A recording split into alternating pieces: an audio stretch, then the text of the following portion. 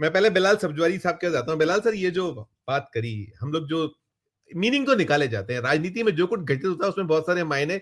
सभी से मैं पहले चरण में ये पूछूंगा, अगले चरण में मैं बात करूंगा वो सुप्रीम कोर्ट के नए जो चीफ जस्टिस साहब है उनके फैसले पर हम अगले चरण में बात करेंगे। पहले चरण में यही सवाल होगा, जैसे अभी कहा अनिल सिन्हा साहब ने, कि नहीं, ये जो है भय है, वो भय तो है कि देश में वो जो बिहार में जो कुछ निकल कर आया उससे एक लोगों में गुस्सा तो है, आक्रोश तो बिहार खुद में भी और देश में भी सार किसी के गले नहीं उतर पा रहा है।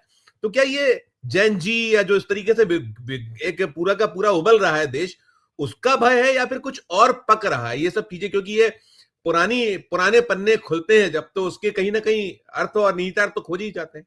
बिलाल सर। देखिए संजीव जी, आप ठीक फरमा रहे हैं। बहुत सारी परिस्थितियां इस वक्त देश में मौजूद है जिसका हम जिक्र कर सकते हैं, खासतौर से इसी परिप्रेक्ष्य में जिसमें आपने सवाल किया। अभी अनिल सिन्हा जी ने जो बातें रखी वो यकीनन काबिल तारीफ है और काबिल गौर है। बहुत गहरी बात कही उन्होंने, जो एक फलसफे के एतबार से और सियासत के एतबार से बहुत ही कहना चाहिए मौजू पर है।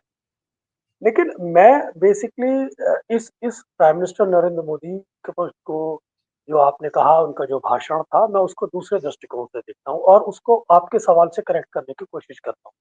प्लीज। दरअसल यही वो प्राइम मिनिस्टर नरेंद्र मोदी हैं जिनको अटल बिहारी वाजपेयी ने राज धर्म पालन करने की एक आई मीन शिक्षा दी जी, थी और मशविरा दिया जिसका था। हाँ मशवरा दिया था और एक खुले रूप से उस पर उनको अमल करने की बात दी गई थी, जिसका पूरी तरह गुजरात के मुख्यमंत्री होते हुए उसको पूरी तरह नकार दिया गया था उन मान्यताओं को, उस फिलॉसफी को जिसमें राम बिलीव करते हैं, जो बिल्कुल राम की मर्यादा के विरुद्ध खड़ी थी। तो आज आज प्राइम मिनिस्टर नरेंद्र मोदी उसी राम की मर्यादा की बात कर रहे हैं, जिसके फलसफे पे संघ भी चलती है और जिसके फलसफे पे संघ के कार्यकर्ता भी चलते हैं और हिंदू राष्ट्र की फिलॉसफी को लेकर आगे बढ़ते हैं। और बेसिकली हमने ये भी देखा है कि मोहन भागवत जी या इनडायरेक्टली कहिए संघ और प्राइम मिनिस्टर नरेंद्र मोदी के पूर्व में एक पॉलिटिकल रिफ्ट भी रहे हैं।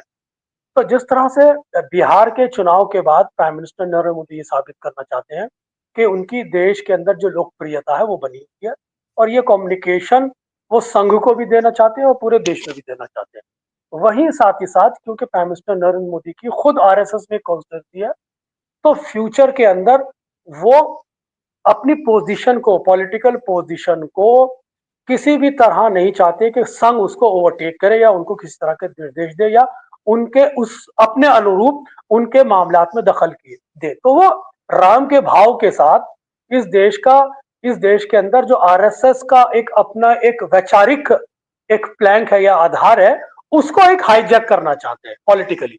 और वो चाहते हैं कि अब उसका केंद्र बिंदु मोहन भागवत ना होके एक पॉलिटिकल पावर रहे जो खुद अपने आप में नरेंद्र मोदी है, ताकि लेवल प्लेइंग फील्ड जो समय समय पर आरएसएस उनके सामने आके टकराता है वो खत्म हो जाए। यानी कि कह सकते हैं कि आरएसएस के काडर की शक्ति, आरएसएस के भाव की शक्ति, आरएसएस के फिलॉसफी की शक्ति, आरएसएस के हिंदू राष्ट्र की का फलसफा, राम की मर्यादा का फलसफा और राम मंदिर का जो भाव है उसको खुद एक अपने अपने ऊपर लाके केंद्रित कर देना चाहते हैं, ताकि उनको फ्यूचर में किसी तरह का भी कोई चैलेंज ना मिल सके। मैं इसको इस तरह से देखता हूँ, जिस तरह से उन्होंने पूर्व में भी अक्सर इस तरह के अटेम्प्ट किए हैं। उन्होंने साफ कहा था जेपी नड्डा ने कि अब संघ की भारतीय जनता पार्टी में किसी भी तरह की इंटरफेरेंस की जरूरत नहीं है क्योंकि भाजपा आज खुद सक्षम हो गई है। तो मैं नट शेल में तो इसको इस तरह से कहना चाहूंगा। अब दूसरा सवाल रहा कि इसी चीज को मैं आपकी जेनजी से जोड़ना चाहूंगा। देखिए जेनजी वाला जो इशू है, ये बात ठीक है कि आज एसआईआर का मुद्दा लोगों की जनमानस में मौजूद है। एक वर्ग ऐसा है खासतौर से विपक्ष के विचारधारा के मानने वाला या विपक्ष के साथ खड़ा वाला, जिसको ये मन में डाउट है और जिसके मस्तिष्क में ये सवाल है कि एसआईआर कहीं ना कहीं गड़बड़ी पैदा कर रहा है। एक डाउट की और शंका की नजर से एसआईआर को देखा जा रहा है और खास तौर से राहुल गांधी ने जब जेनजी को इस मुद्दे पर लाकर जोड़ने की कोशिश की थी, तब से जेनजी और एसआईआर एक दूसरे के पर्यायवाची के रूप में देखे जा रहे हैं कि क्या आने वाले समय में क्या कोई जेनजी इस पर कोई आंदोलन कर सकता है। देखिए जेनजी अपने आप में तो कोई आंदोलन नहीं कर सकता। भारत का इतिहास रहा है कि आंदोलन पैदा किए जाते हैं, आंदोलन को लीड किया जाता है या आंदोलन की रूपरेखा बनाई जाती है। तो ये सब पॉलिटिकल पार्टी कर सकती है या कोई थर्ड फैक्टर समाज से निकले हुए कोई कह सकते हैं कि वो लोग जो सोशलिस्ट हैं या कहिए समाज की भावना को अपने साथ रखते हैं, बिल्कुल या बिल्कुल ये बिल्कुल कह सकते हैं उबल रहा है उबल रहा है जो सोशल पॉलिटिकल पार्टी से दूर है, जिनकी क्रेडिबिलिटी है, तो वो इसको लीड कर सकते हैं, भले उनका मोटे पॉलिटिकल हो। तो अभी सबसे इंपॉर्टेंट जो नेता हमने नजर आए, जो यूथ को सीधे सीधे कनेक्ट करते नजर आते, वो बिहार के अंदर हमने देखा तेजस्वी थे, लेकिन वो पॉलिटिकल मात खा गए। इसी तरह उत्तर प्रदेश के अंदर अखिलेश यादव है, वो भी एक यूथ आइकॉन की तरह देखे जाते हैं, यूथ में उनका एक अट्रैक्शन है। अब वो देखना है कि इस मुद्दे पर वो यूथ को कितना गैल्वेनाइज कर पाते हैं। ममता बनर्जी को मैं यूथ की कैटेगरी में नहीं रखता, लेकिन उनको एक पैशनेट बंगाल की शेरनी की कैटेगरी में रखता हूं, जो डाउन द लाइन सबको गैल्वेनाइज करती है। ये बात ठीक है कि ममता बनर्जी को भारतीय जनता पार्टी, कांग्रेस और लेफ्ट के विकल्प में रूप में देखती है, लेकिन यह भी सच्चाई है कि भारतीय जनता पार्टी के अंदर 60% जो काडर है वो लेफ्ट का ही टर्न आउट है। ये भी हमें सच्चाई को मानना पड़ेगा। तो कुल ठीक मिलाकर परिस्थितियां बड़ी नाजुक है, और इन सब चीजों को एक, अगर एसआईआर के मुद्दे पे लड़ना है तो यकीनन सड़कों पर उतरना पड़ेगा। मैं अपेक्षा भी कर रहा हूं कि अखिलेश यादव जिस तरह से एसआईआर के मुद्दे पे 3 महीने का समय मांग रहे हैं, ये समय मांगने से नहीं मिलेगा, बल्कि ऐसी परिस्थितियां पैदा करनी पड़ेगी, वो समस्या पैदा करनी पड़ेगी, या लॉ एंड ऑर्डर पर को लेकर इतना बड़ा कॉम्प्लिकेशन सड़कों पे खड़ा करना पड़ेगा, जो सरकार मजबूर हो जाए आपकी बात मानने के लिए, क्योंकि अखिलेश वहां पर विपक्ष में है, ममता वहां पर सरकार में है, तो दोनों में अंतर ये है। तो कुल मिलाकर सरकार के सामने जब तक कोई चुनौती नहीं पेश करेंगे, सरकार भी घुटने टेकने वाली नहीं। क्या कहिएगा बिलाल सर आप, और मैं फिर अरुण जी पे खत्म करूंगा। ठीक फरमा रहे हैं संजीव जी। दरअसल मुझे दूसरी डिबेट में भी जा रहा था, तो मैं आपसे रिक्वेस्ट ही करने वाला था कि मुझे थोड़ा सा पहले बुला ले। तो ये आपकी जरा नवाजी कि आपने नहीं पहले नहीं मुझे टाइम दे दिया। Please please please. दरअसल अभी हम लोग बात कर रहे थे प्राइम मिनिस्टर वाले उस विषय की, साहब के मर्यादा पुरुषोत्तम राम के जिस उद्देश्यों की पूर्ति के लिए वो इस जमीन पर खड़े हैं, तो वो तो हम सब लोग जानते हैं कि वो अपने आप को 2024 के चुनाव में बायोलॉजिकल तो पहले ही घोषित कर चुके थे। तो उस वक्त मुझे को वो शेर याद आता था गालिब का, कि ना था कुछ तो खुदा था, कुछ ना होता तो खुदा होता, क्या बात। डुबोया मुझको होने ने, ना मैं होता तो क्या होता। तो ठीक। बता रहे हैं कि भाई मेरा स्तर भी उसी स्तर का है जिसकी मैं जिक्र कर रहा हूँ। तो देखिए, ये गालिब से ही कोट कर रहा हूँ मैं, अपने शब्द से नहीं जोड़ रहा। प्लीज तो ये प्लीज। फलसफे की बात है। अब मैं देखिए उस पे इशू पर आता हूँ जिसको आपने डिबेट रखी है। थोड़ा सा मैं क्रिटिकल होके ही बोलना चाहूंगा, मैंने फर्स्ट शॉट में थोड़ा क्रिटिकल होके बोला था, क्योंकि बहुत सारी चीजों में संजीव जी मुझे विपक्ष से शिकायतें भी है। ये बात ठीक है कि आई मीन विपक्ष पर टीका टिप्पणी नहीं की जाती, जर्नलिज्म स्टैब्लिशमेंट के खिलाफ होता है, लेकिन इन परिस्थितियों में कुछ शिकायतें रखना जायज भी होता है। ये बात ठीक है कि सुप्रीम कोर्ट के पिछले 11 सालों में जो हमें एक एक एक अप्रोच देखने को मिला है, तो उसमें हम कई चीजें देख सकते हैं। अगर आप कोर्ट करने की बात करें तो आर्टिकल 370 देख सकते हैं आप।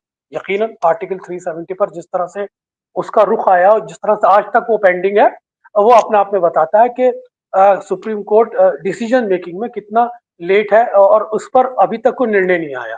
और जो खास तौर से पार्लियामेंट से भी किस तरह से पास किया गया था, इस पर भी हम सब लोग जानते हैं।